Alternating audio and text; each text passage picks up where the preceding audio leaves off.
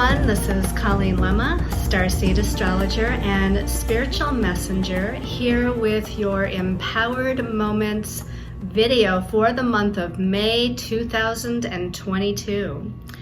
For this month's monthly video, we're going to be using the Syrian Starseed Tarot by Patricia Corey and Alyssa Bartha for the main message for everyone. Your special message card this month, depending on your stone of choice, is going to be coming from the Black Moon Astrology cards by Susan Shepard. So in this month of May, we have a lot to talk about, and we do have a full moon lunar eclipse on May 15th.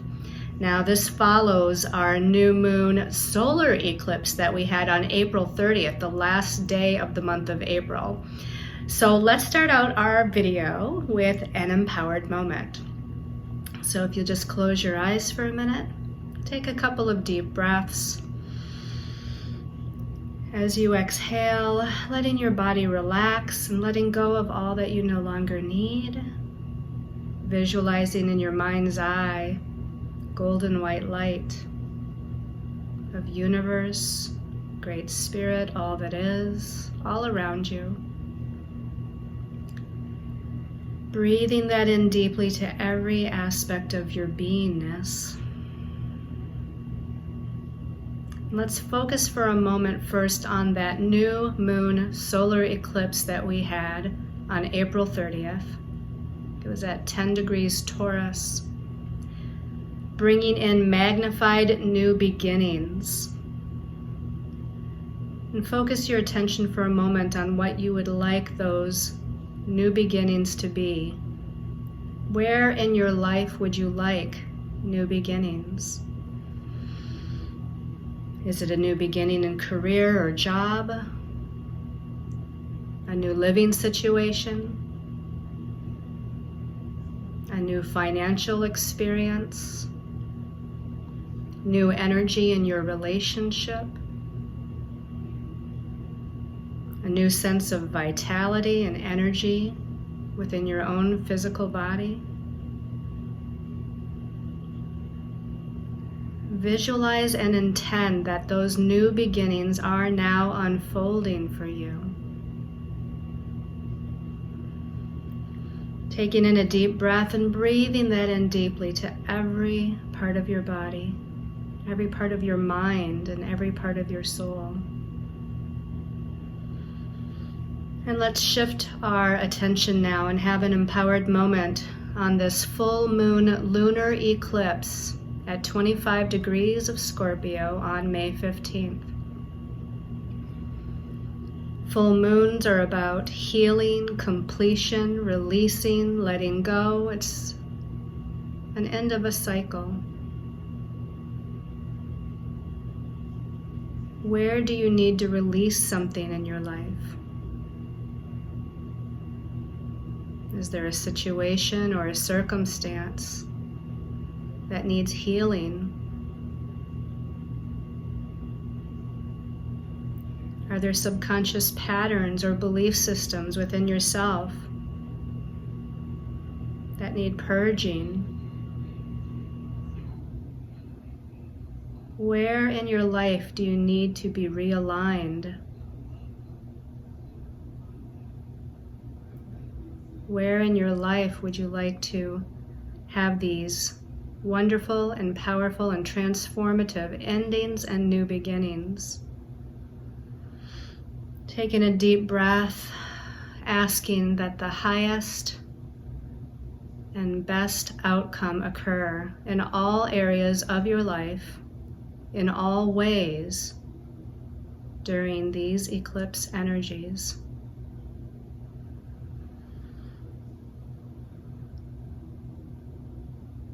And when you feel ready, you can open your eyes and come back.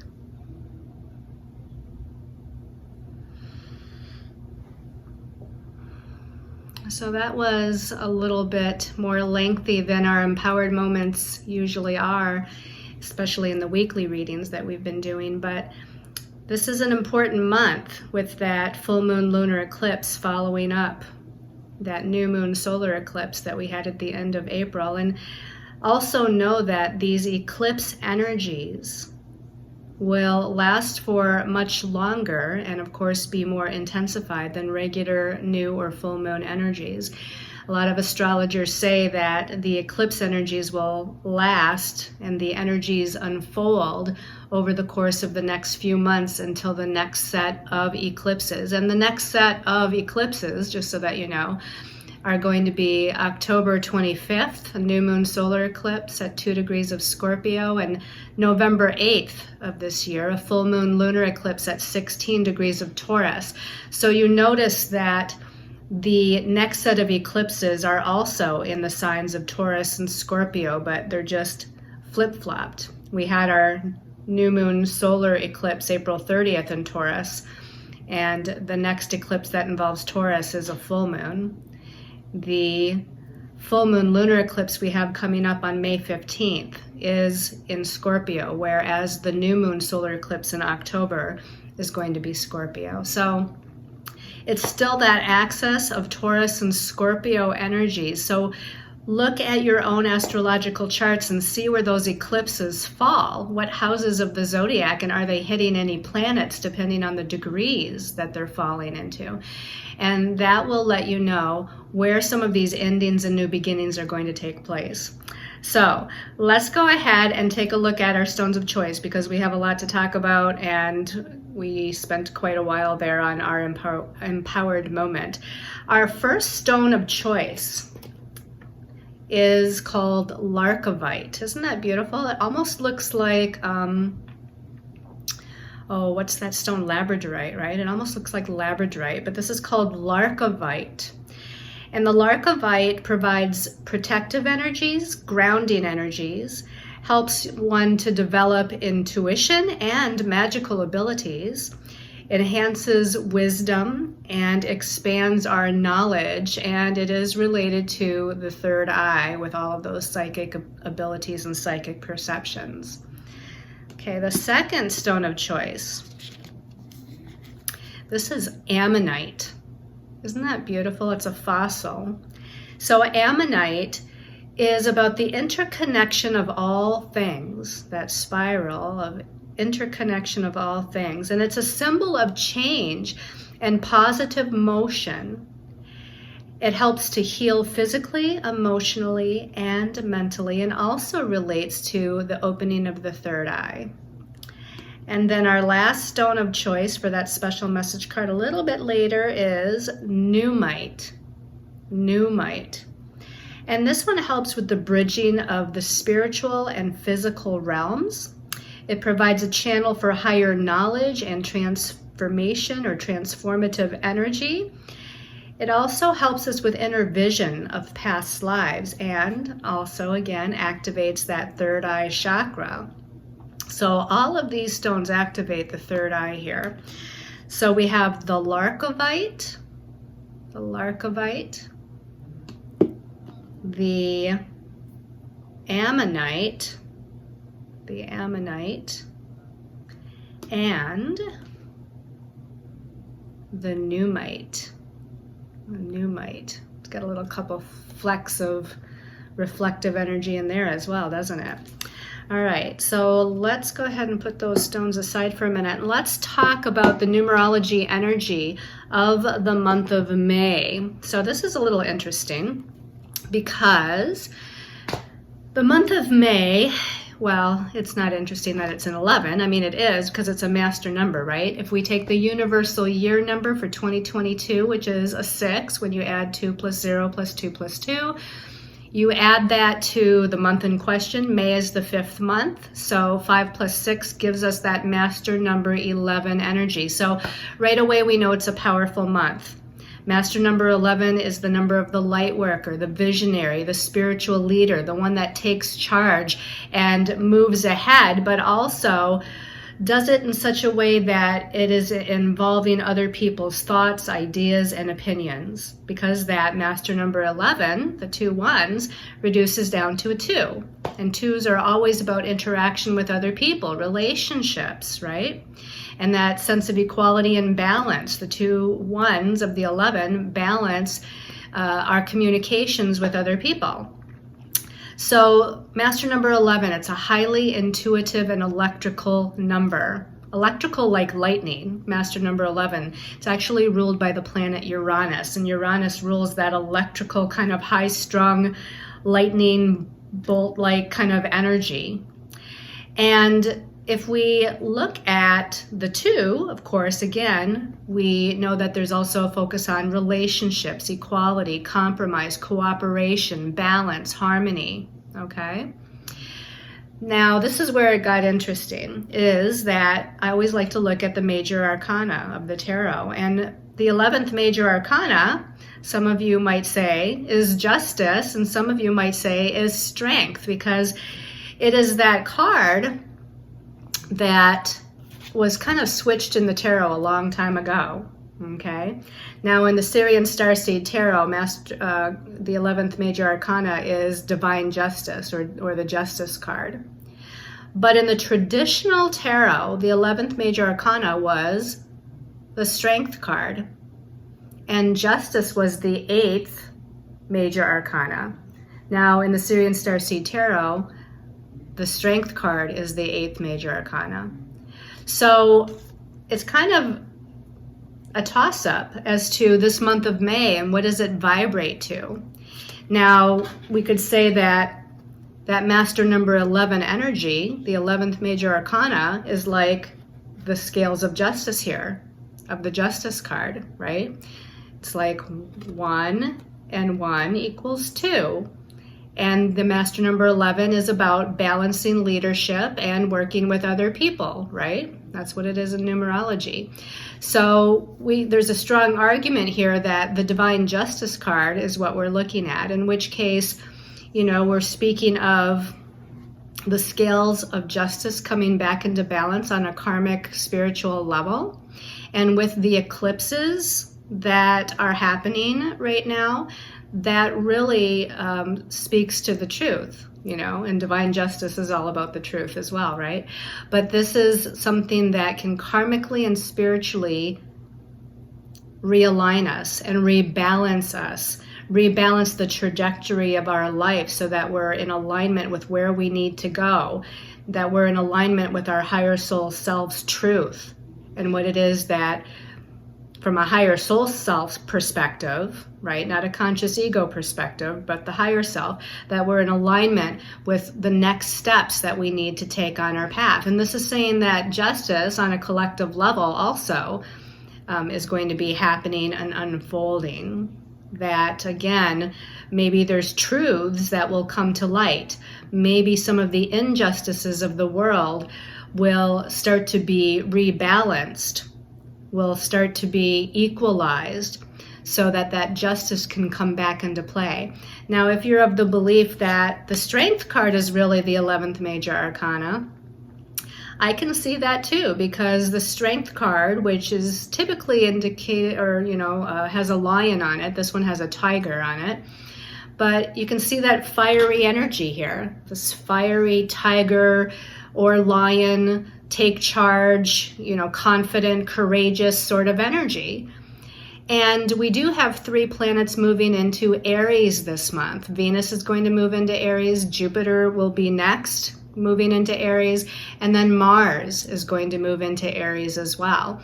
And Aries is a fire sign, a fiery, independent, take charge kind of sign. So it also kind of relates to that Strength card and that fire and that passion and that really kind of going after what it is that you want. So either way, I think either of these cards could definitely fit.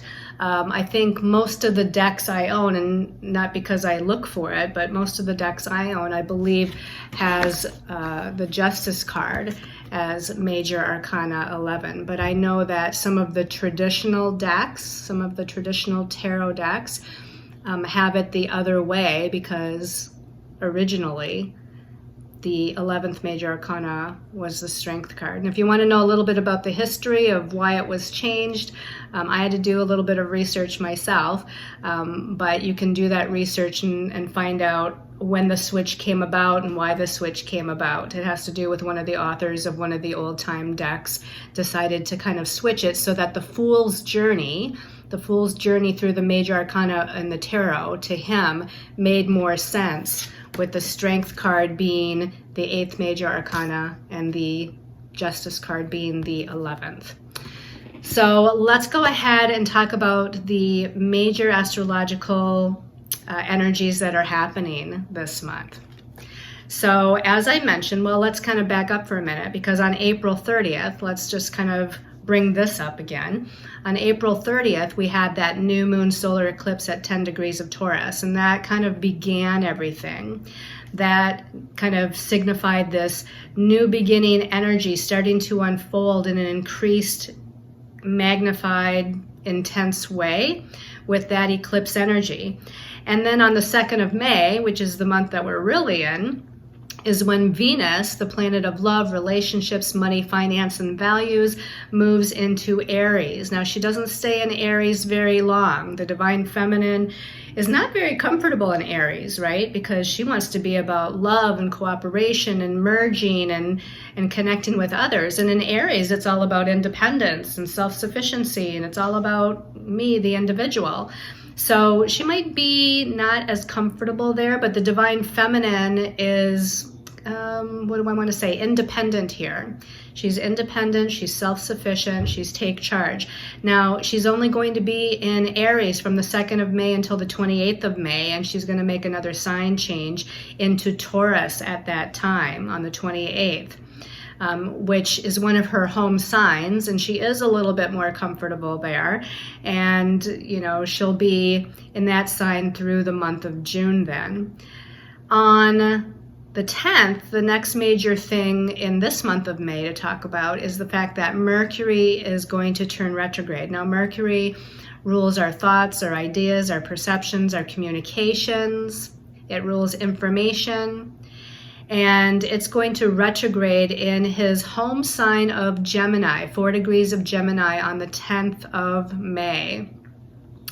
So he's going to be retrograde for the rest of this month of May.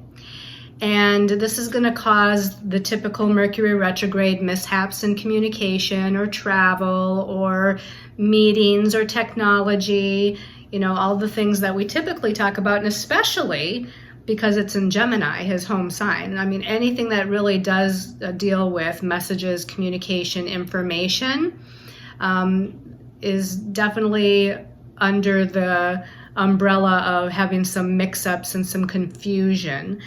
Now, let's kind of jump ahead here, because Mercury will retrograde back into Taurus on the 22nd of May. Okay, so it's going to dip back into that previous sign of Taurus, that practical, grounded sign of Taurus. And because Taurus deals in part with money and finances and personal resources, we might find that this Mercury retrograde also is dealing with some confusion in that realm of money, finances, and personal resources. Okay, let's see, where do we want to go next? Let's talk about the sun for just a moment. On the 20th of May, the sun moves out of Taurus and into Gemini. And then, oh, you know what? I skipped Jupiter moving into Aries. We got to back up. Because on the same day that Mercury turns retrograde, on the 10th, Jupiter is also moving into Aries. So on the 2nd of May, we had Venus moving into Aries. On the 10th of May, we have Jupiter moving into Aries. Jupiter is about our belief systems, it's about blessings, it's about prosperity and abundance, but it's also about exaggeration. And Jupiter likes to expand whatever it touches. So it's going to expand those Aries energy. And again, what is Aries about? Leadership, independence, initiation, take charge ability, confidence, courage. Aries is that ram, right? It's the ram that wants to really like move forward, full steam ahead. It's that fiery, passionate sign. And now we can go to where Mars moves into Aries. This is the third planet moving into Aries in the month of May, and that's going to be on the 24th. Okay, so now we have a lot of Aries, a lot of fiery Aries energy going on, and Mars rules Aries in the natural zodiac. So Mars the warrior is really at home here in his home sign of Aries. If anything was delayed or has been delayed or slow moving, now that Mars goes into Aries on the 24th of May, we can start to feel full steam ahead, except Mercury is still retrograde, right? So we might have some details to figure out. We might need to redo some things. It might still take a little bit of time, even though part of us wants to move forward fast, that we're still dealing with some of the Mercury retrograde information messages, communication mishaps that still needs to be sorted out before we can kind of move forward in the way, in the manner that we would like. Okay, and we mentioned that on the 28th, Venus moves into Taurus, and I think I'll mention this too. On the 29th, Mars comes together with Jupiter in Aries, okay? Like I said, Mars is the warrior, Jupiter likes to expand, so that would be a day where we see maybe a lot of expanded forward movement, or expanded confidence and courage, or expanded need for independence and individuality or originality. All of those energies are keywords of Aries. And you know another thing that I missed? I feel like I'm not very grounded right now. But on the 15th, we have that full moon lunar eclipse, and we certainly can't forget about that. It's probably the highlight of the month of May, right? So May 15th, full moon lunar eclipse at 25 degrees of Scorpio. Scorpio is death and rebirth, transformation, regeneration. It can be about the shadow qualities, things that are hidden. It can be about deception and secrets, but it can also be like the phoenix rising from the ashes, being born anew. And full moons, again, are endings, releasing, healing, completion energies.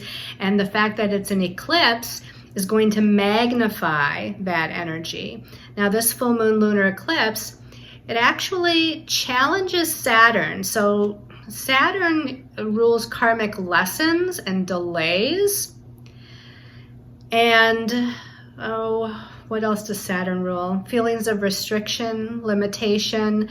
You know, Saturn has its good qualities. It rules structure and form and manifestation, but this is a challenging aspect with this full moon lunar eclipse in Saturn. It's a square. So it's going to be more of the challenging energies of Saturn that comes up here, which is again like needing to understand what the karmic lessons behind the completion energies and what that's all about. The full moon lunar eclipse also, though, makes a positive connection to both Mars and Neptune in Pisces. Now, it's a positive connection, but it's Pisces energy. Neptune in Pisces sometimes, can bring some sort of confusion and illusions, and Mars in Pisces, well, Mars is the fiery warrior planet, and here he is still in this water sign because it's right before he goes into Aries, right? On the 15th, he's still in Pisces. So this is, I want to say that what it's good for, this lunar eclipse in Scorpio, trining Neptune and Mars in Pisces, it's really giving rise to the spiritual warrior. It's really bringing in transformation energies and regeneration energies and renewal and rebirth energies to that part of ourselves that's the spiritual warrior, the part of us that can kind of embody unconditional love and compassion and forgiveness and selfless service to humanity. So that can be part of the positive transformation energies. Okay, and then we end the month of May. Sorry, I'm skipping all around here. We're ending the month of May with a new moon. Now, it's not an eclipse. We had the new moon solar eclipse on April 30th. And then, of course, the full moon lunar eclipse on May 15th. So on May 30th, we have a new moon in Gemini. So it's still new beginnings, and the new beginnings are in the realm of Gemini. So it's in the realm of our mind, our thought processes, our perceptions. So this is giving rise to a new way of thinking, a new way of perceiving, a new way of communicating. with other people, new information that can come in, new opportunities for networking, new possibilities for learning or study can kind of come in with this new moon. All right, so that's enough of the astrology. Let's go ahead and turn our attention here, and I'm going to stay on camera with the card messages from our angels and guides. And I did a meditation, and as usual, cards flipped out and fell out. And so we're going to look at, actually we have 5 cards here. So the first card here is the Adept of Orbs. The Adept of Orbs. So this is like the Knight of Swords. The orbs are the swords or the air, and the Adept in this deck is the Knight. Now, normally the Knight, the court card of the Knight, is usually very active. But in this particular deck, he's kind of hanging out there and just kind of sitting on the earth there, sitting under a tree, which is not typical of the Knight. The Knight we usually see on the horses, and they're galloping or they're getting ready to kind of, move forward. This Knight is kind of sitting and envisioning these ideas or communicating with this kind of higher mental realm of knowledge and wisdom. So this is a different way of looking at it. Then, we could say that we kind of have these new ideas, the Adept of Air, the Adept of Swords, has these new ideas. Now, usually he can be a little rash, a little knee-jerk reacting. Sometimes, he's speaks before he thinks. This card doesn't have that feeling necessarily, but we should still take into account the traditional meaning of the card. But this card looks like we're coming up with new ideas, or we're connecting with our higher thoughts and wisdom, or we're perceiving new possibilities, perceiving new opportunities. And even envisioning, like actually what he's envisioning here is that he is on a horse and that he is moving forward. So I think that a lot of us through this month of May, with all these planets moving into Aries, we're kind of sitting on the edge of our seats, and we're like, we're kind of ready to go, and we want to gallop forward. We want to be on that horse and just kind of move and go into the future and kind of conquer, if you will. And that's an Aries keyword, kind of conquer the task at hand or what we want to do next. And he's envisioning that, but right now he's just kind of sitting back, envisioning it, visualizing it, seeing it in his mind, and he's not actually in movement yet. So I think that we're needing to take a pause a little bit. Take a little bit of a pause, because Mercury is in a retrograde. Some of our, the sun until the 20th is still in Taurus, which is a little slow moving. There's just things that are being worked through here. I'm looking at some of the other aspects for the month. I think that Aries energy wants to move forward, but that Mercury retrograde, especially because it retrogrades back into Taurus, is saying, we'll visualize where we want to go and what we want to do, what actions we want to take, but we may need to just kind of sit and wait a little bit and be patient with how things are going to unfold, and letting the energies of the eclipses settle before we hop on that horse right there and move forward. Now, let's take a look at the next card. The next card came out as 2 cards. The first of those 2 cards is the 3 of Orbs. So we have another swords, the 3 of Swords.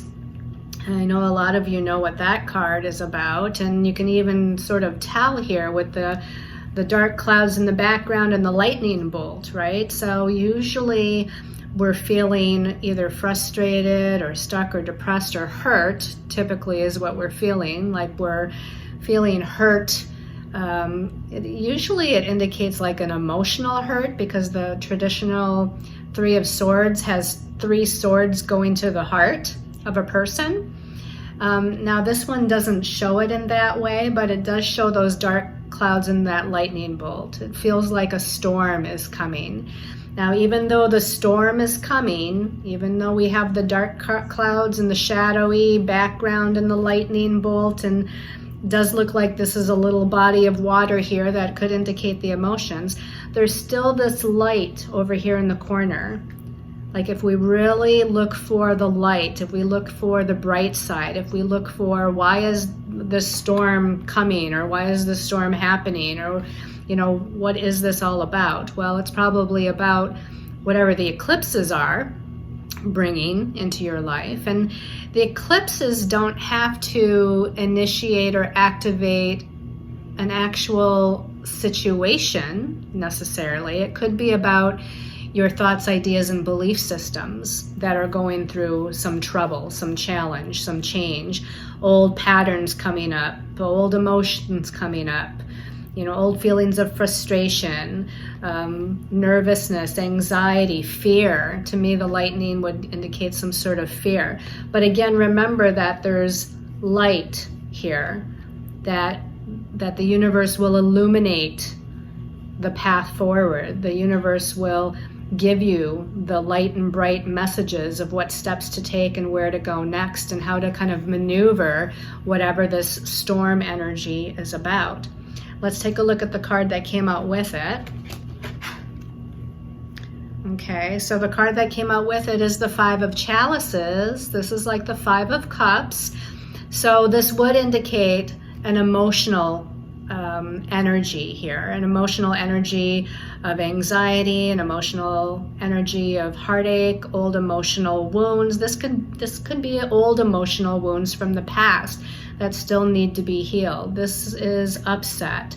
But remember too that in the Five of Cups, it's usually always shown with 2 cups that are yet still standing. 3 of the cups have been toppled over, but 2 of the cups are still standing. And typically, as is in this card, the woman has her hands over her eyes, her head is down. She doesn't see the blessings that are still within her reach. She doesn't see the good things that are around her. Maybe those good things are friends and family who are there to support her. Maybe the good things are that she has a home to live in, that she has a job that she goes to that creates, a way to be financially abundant or whatnot.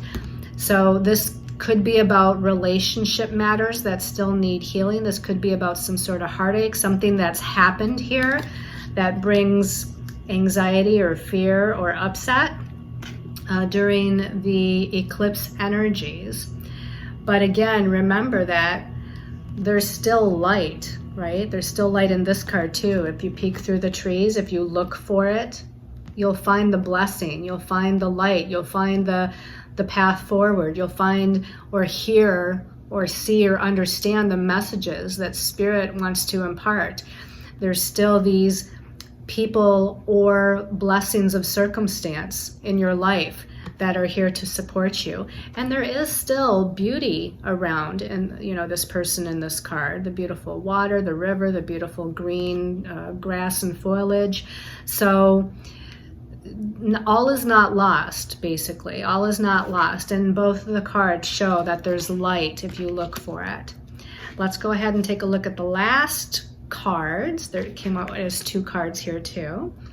Okay, so there's a lot going on here with the orbs. This is the 3rd card of orbs or swords that we have, but this is the Master of Orbs, and I like that we see this towards the end. This is like the King of Swords, the King of Air.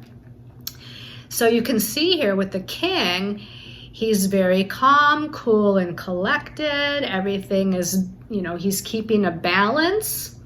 It's interesting. It's not really well, maybe it is sort of a rainbow, but this energy that is sort of a rainbow, it looks like it's just in the clouds here, but it is a very balanced energy, and he's sitting very balanced, and he has his staff on his lap very balanced, and he's again holding himself in a way that shows that he's not bothered. You know, he's calm. He knows everything is going to be okay. He trusts in the divine. He trusts in himself. He trusts in spirit. And he looks like he knows what to do. Like he means business. He knows what to do. So he's coming up with new ideas of what to do next. He's listening to his intuitive kind of knowledge and perceptions. And he's going to stay through whatever this is, right? Whatever this upset is, he's going to stay very calm, cool, and collected and balanced. And I like that we go from the Knight to the King, because the Knight here is just kind of visualizing what he wants to do when he's able to do it. And he's just kind of hanging out. But typically, like I said, the Knight can sometimes be a little immature with thoughts, ideas, and perceptions and communications. But the King is very mature and very grounded and very practical. And he's going to know exactly what to do, when to do it, how to do it. It's like he's coming up and formulating a plan. And so to me, this is saying in this month of May, we need to be the King of Swords. We need to be calm, cool, and collected.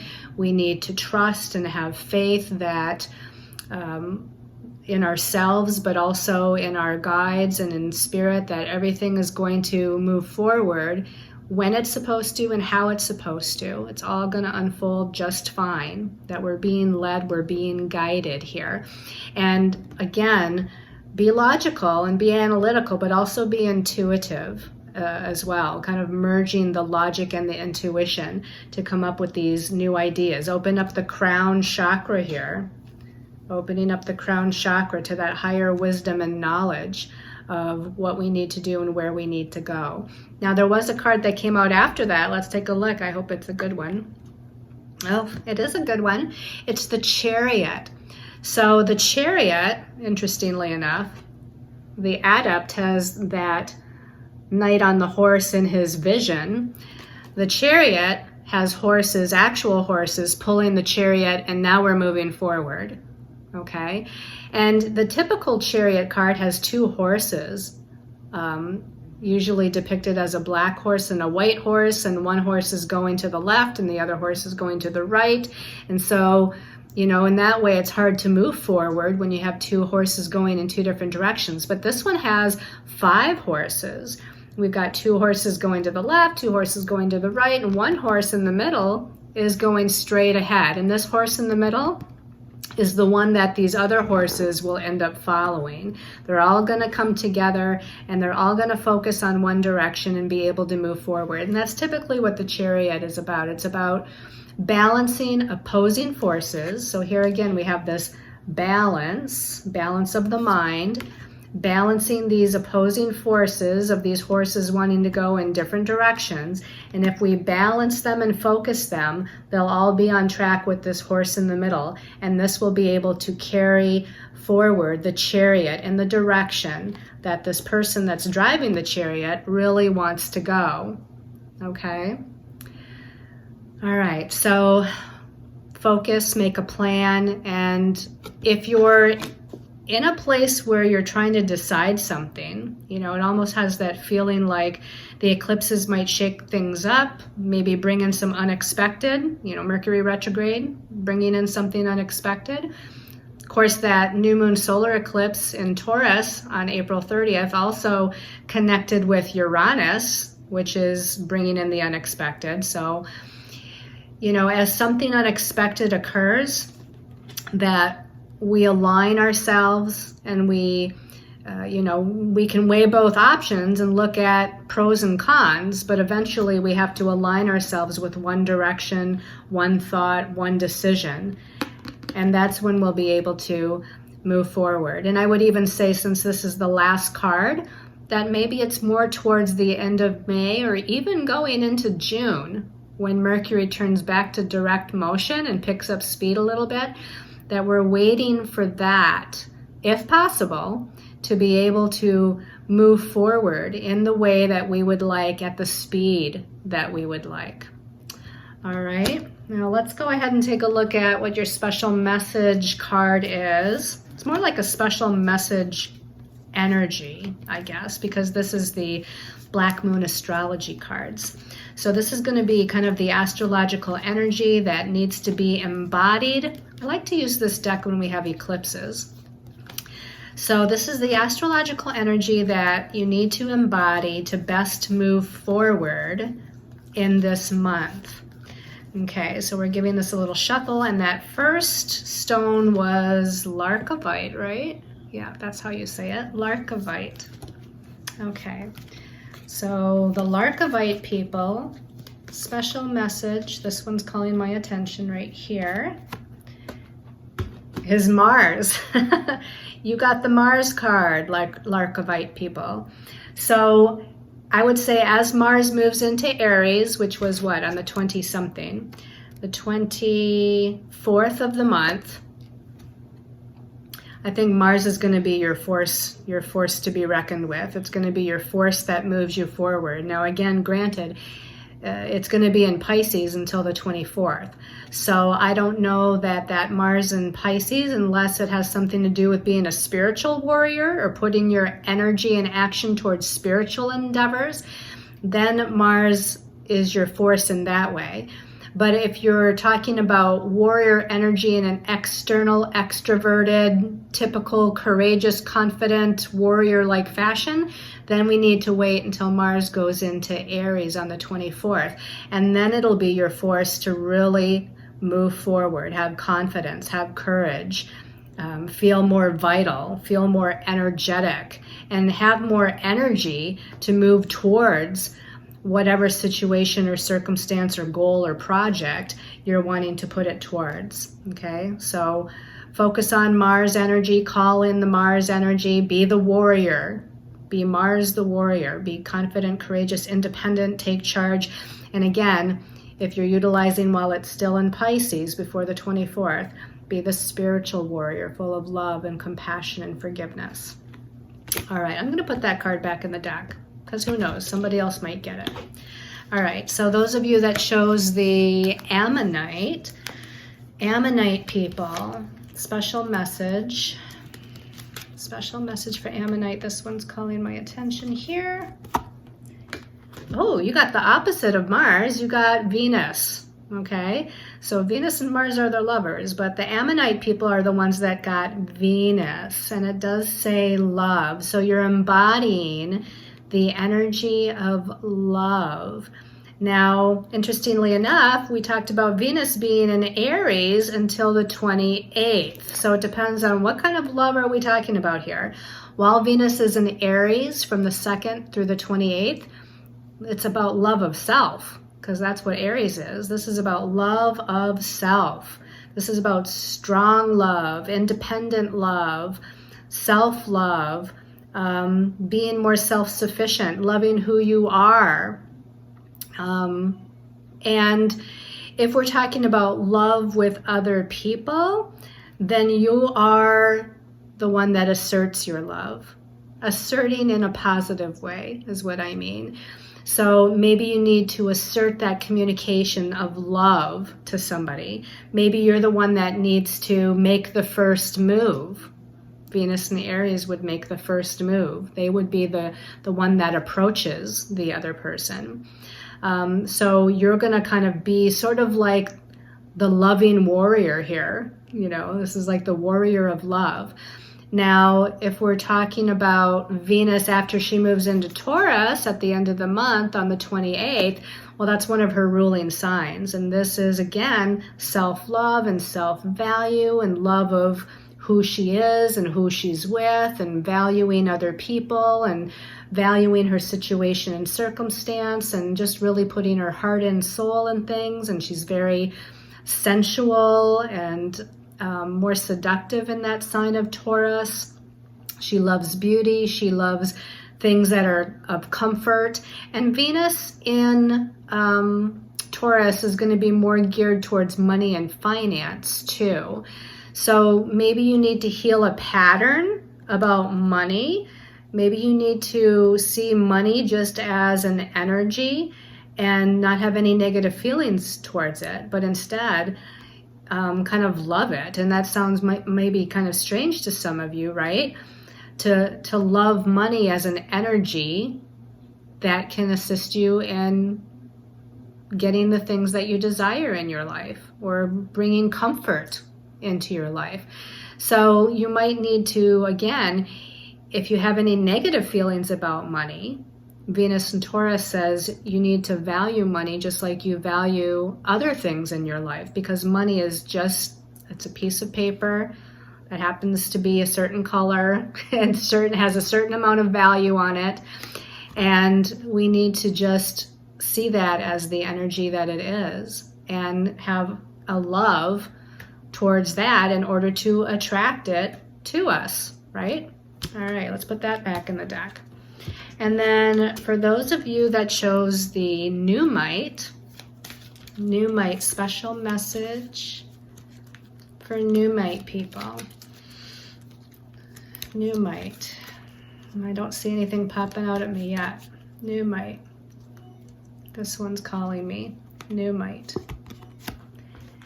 This is the air element, which we had a lot of swords cards in this message, which is interesting because, I mean, Mercury was in Gemini for, a short time here, an air sign, before it went retrograde in air sign Gemini, but it does retrograde back into Taurus. Of course, the sun will also move into air sign Gemini on the 20th.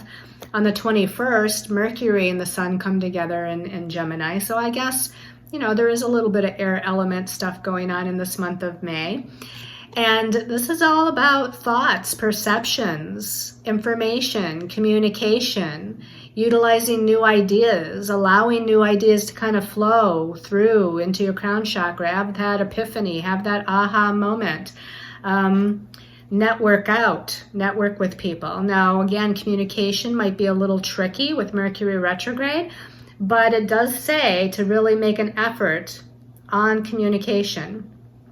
So maybe you can't get through the first time. Maybe there's miscommunication. There's something here where we need to really focus on connecting with others and having proper communication. Maybe the communication is about, matters of the past that we need to sort out with somebody, or offer forgiveness to somebody. Bring clarity. Now, this can be bringing clarity to your own mind too, your own thoughts and perceptions, your subconscious patterns, bringing clarity to self-communication. Or this is simply also having to do with career, people you work with, friends, and just reaching out and communicating with them, networking with them, letting them know that you care, maybe collaborating. That's a good word for air. Collaboration with other people and coming up with new ideas on what to do, whether it be at work or in romance and relationship matters. What do we do next? How can we smooth things out? How can we bring understanding to what's going on within our relationships as well? So your focus is communication. Okay, everybody, I hope you've all enjoyed this monthly Empowered Moments video. Thank you so much for all of your love and support, your comments, following me on Facebook and Instagram, connecting with me. I've had some new people kind of coming through the services page on my website for appointments, so thank you for reaching out.